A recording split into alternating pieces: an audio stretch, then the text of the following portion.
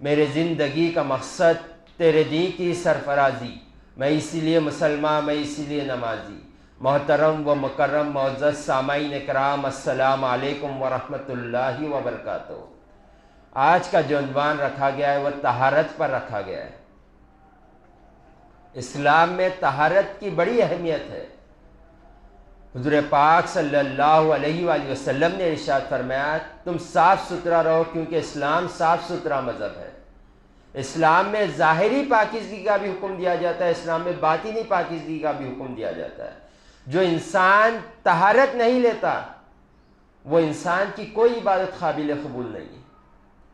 حتیٰ کہ اگر ہمیں نماز بھی پڑھنا ہو، ہمیں اگر قرآن پڑھنا ہو، اگر ہمیں عمرہ کرنا ہو، ہمیں حج کرنا ہو، تو ہمیں وضو کی ضرورت ہے، غسل کے ساتھ وضو کی ضرورت ہے۔ تو طہارت یہ بڑی اہمیت دار ہے، اور آج ہمارے پاس طہارت کو لے کر بڑی کوتاہی ہو رہی ہے۔ آج آپ دیکھ لیں، اگر کسی کو کہے چلیے نماز کے لیے، تو یہ کہتے ہوئے نوجوان نظر آتے ہیں کہ پانی نہانا ہے۔ کیا مطلب ہے پانی نہانا ہے؟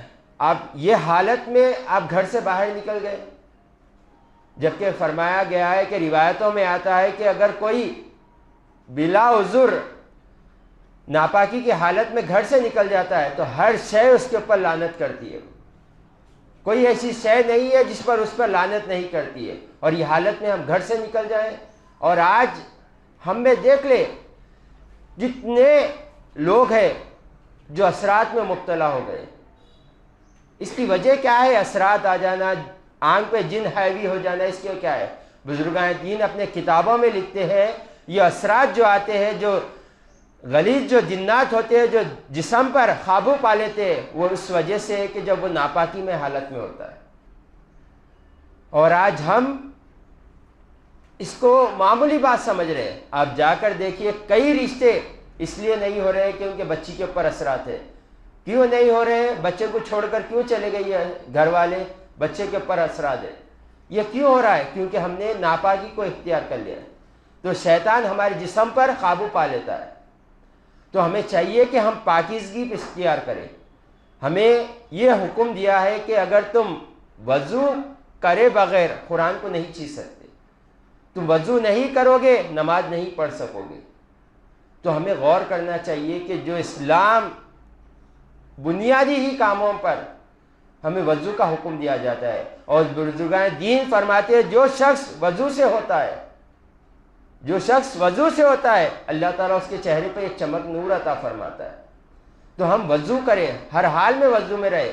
خواتین میں ایک غلطی یہ بھی پائی جاتی ہے کہ اکثریت اس میں مبتلا ہے کہ وہ ہاتھ پہ پینٹ لگاتے ہیں اور یہ سوچتے ہیں کہ وضو بھی ہوتا ہے غسل بھی ہوتا ہے۔ نہ وضو ہوتا ہے نہ غسل ہوتا ہے۔ خدا نہ خواستہ اس حال میں ہماری موت آ جائے تو کیا حال ہوگا ہمارا؟ تو ہمیں چاہیے کہ ہم پاکیزگی کو اہمیت دیں۔ ایک لمحہ بغیر حضور کے نہ گزرے جو بات ناپاکی کا ہو ہمارا۔ ہر حال ہم غسل میں رہے اور جتنا ہو سکا وضو رہے، باوضو رہا کرے۔ باوضو کی بڑی فضیلت ہے۔ حضور پاک صلی اللہ علیہ وسلم نے ارشاد فرمایا جب تک بندہ وضو سے رہتا ہے فرشتے اس کے نام عمل میں نیکی لکھتے رہتے۔ تو وضو کر لینا ہمارے لیے عبادت کا ذریعہ ہو رہا ہے، ہمارے لیے نیکی کمانے کا ذریعہ ہو رہا ہے۔ تو ہمیشہ باوضو رہے اور ہمیشہ یہ فکر مند رہے کہ ہم ایسا لمحہ نہ گزارے، ایسا وقت نہ گزارے جس میں ہم ناپاکی اختیار رکھیں۔ جیسے ہی ہمارے پر غسل فرض ہو گیا ہم پر، پہلے غسل کرنے کی کوشش کرے، بعد میں کام کاج کرے۔ غسل پہلے کیا کرے۔ جو مرد بغیر غسل کے رہتا ناپاکی کی حالت میں ہوتا ہے، ہر کام میں بے برکتی ہوتی ہے اس کی، اور خواتین ناپاکی کی حالت میں ہوتی ہے تو ہر گھر کے کام میں بے برکتی ہوتی ہے۔ آج گھر کا یہ رونا، مرد حضرات کا رونا، خواتین کا رونا کہ مال میں برکت نہیں ہے، رزق میں برکت نہیں ہے۔ مال میں کیسے برکت ہوگی جب آپ پاکیزگی کو ہی اختیار نہیں کرتے، آپ غسل کو ہی اہمیت نہیں دیتے، آپ وضو کو ہی اہمیت نہیں دیتے؟ تو ہمیں چاہیے کہ ہم باوضو رہے ہمیشہ۔ اس سے یہ ہوگا کہ ہمارے دل کی پاکیزگی بھی ہوگی۔ جہاں اسلام ظاہری طہارت کا ہمیں حکم دیتا ہے وہیں باطنی پاکیزگی کا بھی حکم دیتا ہے۔ حسد، کینہ، بغض، عداوت، یہ باطنی ناپاکی ہے. یہ اگر دل میں رہی تو ظاہر بھی خراب ہو جائے گا، باطن بھی خراب ہو جائے گا. تو ہمیں چاہیے کہ ہمیشہ وضو سے رہا کرے. بزرگان دین لکھتے ہیں اگر کوئی جان بوجھ کر بے وضو نماز پڑھ لے تو ایمان سے خارج ہو جائے گا. اور خواتین میں کم علمی یہ ہوتی ہے اور اپنے آپ کو عالم یہ سمجھ لیتے ہیں کہ پیٹ لگے ہوا رہتا ہے، یہ سمجھتے ہیں کہ وضو بھی ہو رہا ہے، غسل بھی ہو رہا ہے، بولنے کے باوجود کہتے ہیں کہ نہیں ہوتا ہے. ایسے خواتین اگر جان بوجھ کر نماز پڑھیں گے تو سوچ لیں ان کے اوپر کیا حکم لگے گا. تو ہمیں چاہیے کہ ہم ہمیشہ بچوں کو باوضو رہنے کی تاکید کریں. ہم بھی وضو کریں، بچوں کو بھی وضو کرنے کی تاکید کریں.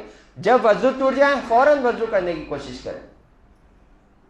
جتنا آپ باوضو رہیں گے آپ دیکھیں گے آپ کے مال میں بھی برکت ہوگی، آپ کے رزق میں بھی برکت ہوگی، اور اللہ تعالیٰ آپ کے چہرے پہ ایک نور عطا فرمائے گا. تو ہمیں چاہیے کہ ہم ظاہری بھی طہارت کا انتظام کریں، کوشش کریں جتنا ہو سکا جلد سے جلد غسل کر لیا کرے، جلد سے جلد وضو کر لیا کرے. اور باطنی امراض کا بھی ہم خیال کیا کریں. لوگوں سے حسد، کینہ، بغض، یہ عداوت نہ رکھے.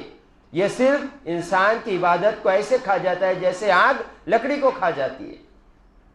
تو ہم جتنے عبادتیں اگر ظاہری طہارت سے بھی کریں گے، اگر ہمارا دل پاکیزہ نہیں رہا، ہمارے لوگوں کا حسد ہمارے دل میں رہا، لوگوں کی عداوت ہمارے دل میں رہی، ہمارے دل میں کینہ رہا، بغض رہا، تو ہماری ظاہری عبادت تمام رائے گاہ چلے جائے گی. حضور پاک صلی اللہ علیہ وسلم نے فرمایا یہ جو اندرونی بیماریاں ہیں یہ تمہاری عبادت کو ایسے کھا جاتے ہیں جیسی لکڑی کو آگ کھا جاتی.